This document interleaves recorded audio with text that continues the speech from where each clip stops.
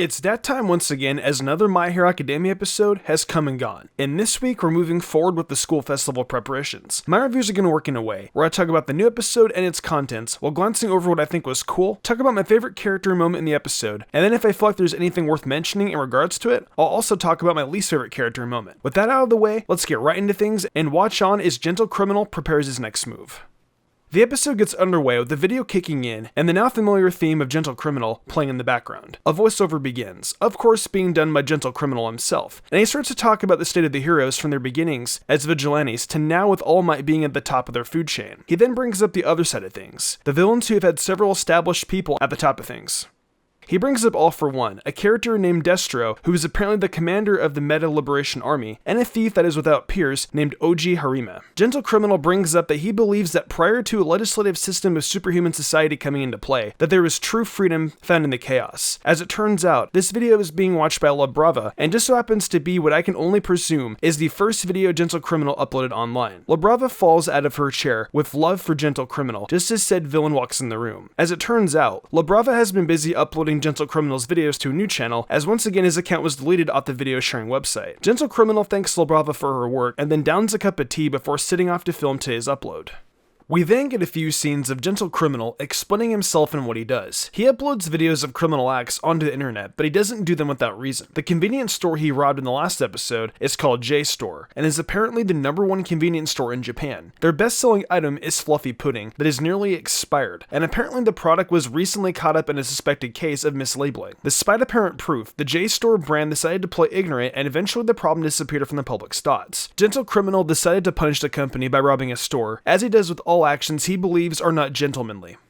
La Brava begins to complain to Gentle Criminal that the recent video on J-Store that he did is getting awful views, stating that the public has no taste even when it's obvious how wonderful Gentle Criminal's content is. Gentle Criminal laughs it off and tells La Brava that if she blames others, that she won't be able to grow, though the smaller doesn't stop her slight tantrum. She says that while Gentle Criminal has been a content creator for 6 years now, but his glory in the online world has been stolen by Hero Killer Stain, whose life story is the most popular video regarding villains on this video sharing website, apparently. It seems that now when people think of villains, they just think of the League of Villains, who are the exact opposite of Gentle Criminal. Gentle Criminal begins to spat out analytics regarding the videos about the League and how they get over 10,000 comments per video and whatnot. The only comments Gentle Criminal ever gets are people criticizing what he does in his crimes and how they're basically incredibly boring. Gentle Criminal isn't going to let any of that discourage him, however, as his next plan will blow away everything he's done before. He's going to the place where things all began when it came to heroes. We're back at UA now, and the students in Class 1A are pumped over the concert and dance that they've elected to do for the festival. As they walk around the campus, Bakugo happens to hear some students from other courses talking to one another while they look over in the direction of 1A. Apparently they find it a little pretentious that the class is trying to do something for everyone else with their concert, and they're acting a little too carefree. They were acted by villains at the USJ while out during their training camp, and thanks to them getting attacked, it affected all students' lives at the school. Later on in the day, 1A is back in their dorm discussing a multitude of things related to their event. They start off talking about what song they'll perform, and Kaminari figures they should do a song most people know since they're doing this for a wide array of people. Someone else interjects that they need something with the beat that can be danced to. Jiro deduces through everything said that they need a 4 on the floor, new rave type of club rock song. If they want something to be danced to, they should be performing EDM. But since they also want to be playing instruments, that really won't work out. Jiro asks the others if any of them have ever played an instrument before, and she is met with expected silence. The backbone of any good band is the drums, and since Jiro is mainly a guitar player and isn't as familiar with the drums, she can't play them. Plus, it'll be very tough for her to teach someone else how to play them while practicing on her own with the guitar. Kaminari suddenly shifts attention to Bakugo and brings up that apparently he was forced to take music lessons as a kid. Sarah tries to convince Bakugo to play the drums, but naturally the latter wants nothing to do with it. Sarah's response, of course, is to try and push Bakugo's buttons by saying playing the drum is hard, and of course it leads him to grabbing the sticks and busting out a sick beat, much to the amazement of everyone. Bakugo still is against playing the drums like his classmates want, however, and Jiro makes a final plea with him to join them so it can turn out good. Bakugo doesn't see any way for this to go well, and that the whole thing is just an empty promise to let students from other courses blow off steam. Possibly due to what he heard earlier, he sees this as nothing more than the people who caused the problem to do something to satisfy themselves more than anything. Todoroki tells Bakugo that he has no right to get mad about how they're doing things at this point, because he didn't take part in the initial discussion anyway. Though Bakugo turns his anger towards the way that the other course feels about the hero course. It's not like the student wanted to be attacked by villains multiple times.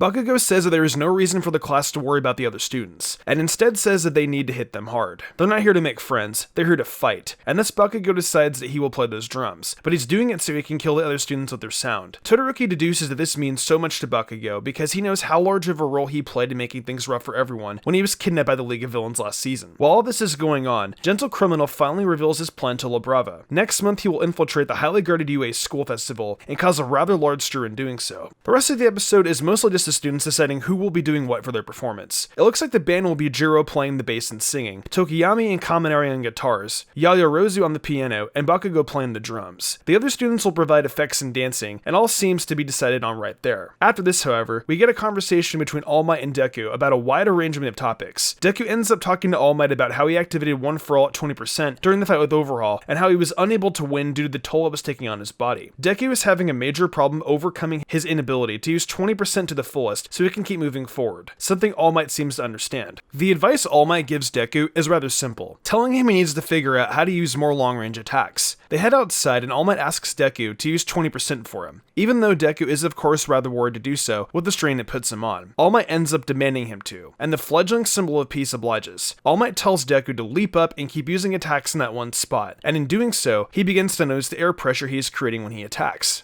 All Might was going to teach Deku about this once he was able to consistently be at 15%, but if he didn't realize this was a thing he could do during his last fight, then he was either fighting a very defensive match, or Deku has just been able to do this without issue already and just didn't realize it. All Might ends up going through all the stages that Deku has put his body through while using One For All, and they finally come up with the thought that Deku needs to channel One For All at 20% in his fingers and use the winds to create weapons, much like he did in his fight against Todoroki in Season 2. The episode then comes to a close with a shot of Togata, who has Eri with him as he welcomes her to UA. This episode was pretty good in showcasing more of just how campy and interesting Gentle Criminal is, as well as giving us the always great All Might and Deku interactions. It seems like Deku is going to have even more ways to use One For All now going forward, and I'm all here for it. There were some post-credits in this one with Gentle Criminal and a video talking about his favorite kinds of tea to drink, and says that his next video will feature an alarm going off that will be heard by all society. The next episode is going to have Eri meeting all the students in 1A, and Gentle Criminal putting the final parts of his plan to infiltrate UA into motion, and it seems like it's going to be pretty intense as we enter the last few episodes of the season. Well, that's going to do it for my review of My Hero Academia Season 4, Episode 19, Prepping for the School Festival is the fun part. If you guys enjoyed this one, let me know in the comments below and subscribe to Mystic Sage notifications on so you don't miss my review of the 4th season's next great episode. I've got a lot of great videos about My Hero Academia already on the channel and about plenty of other anime as well as with more to come. I hope you guys have been enjoying these reviews and the show so far as well, and I'll be back at it again real soon with another review of the next My Hero episode.